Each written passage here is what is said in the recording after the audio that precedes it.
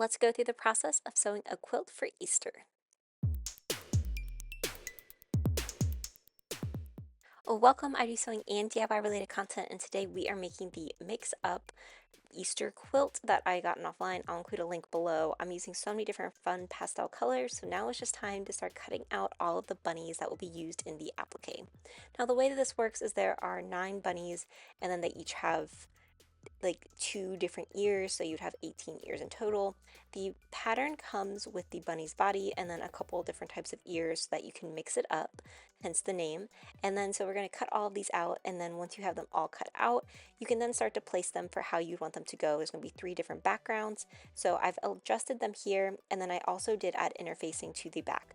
Now the pattern does call for like the fusible interfacing, and then would have the fusible sticky material you could attach to your fabric.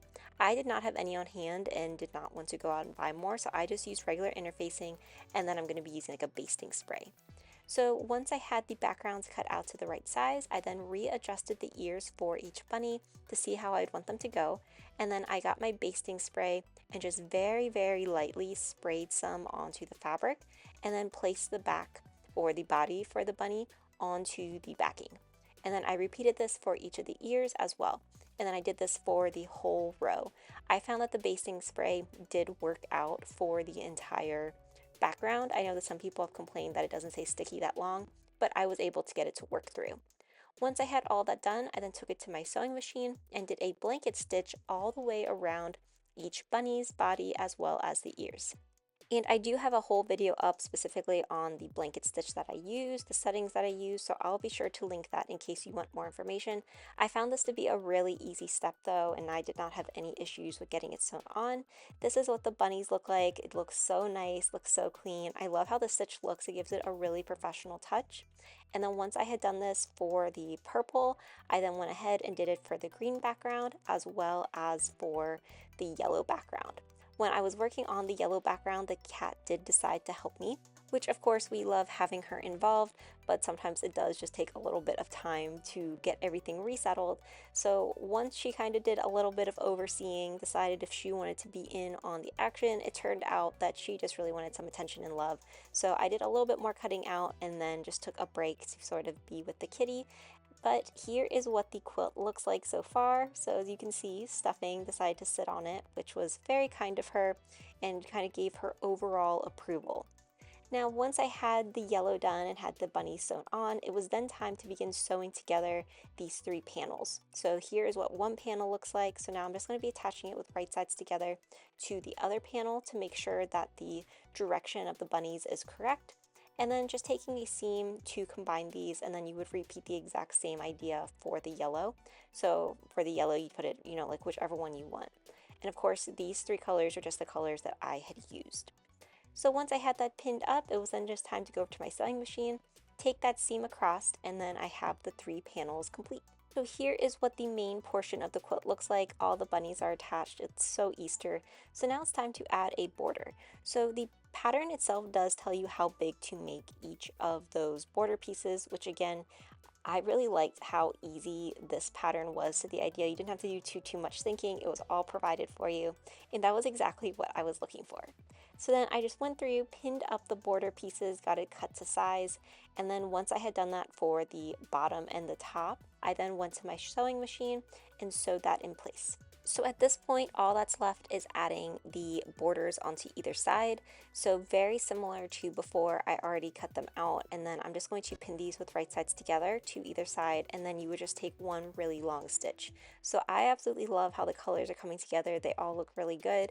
A lot of these fabrics are from different Etsy stores, some are vintage, and then a couple are from eBay from vintage sellers as well.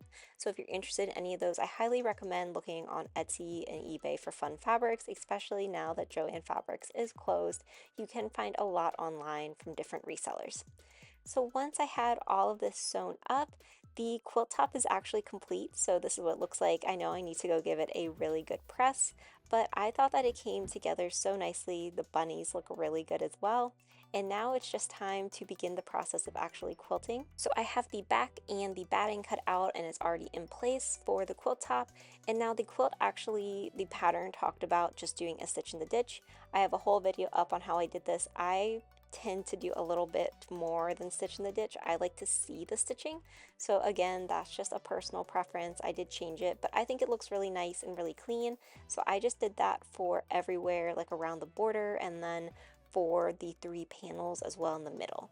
So now that the quilting is all done, it is just time for us to add the binding, which this came together so quickly and was so fun. I love how it turned out. The back looks really good too.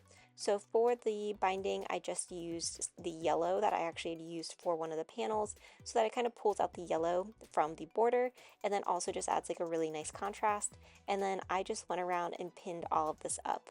Now for doing binding, I do a mix of machine sewing as well as hand stitching. It's just probably one of my favorite ways to do it. I think it looks really nice and clean.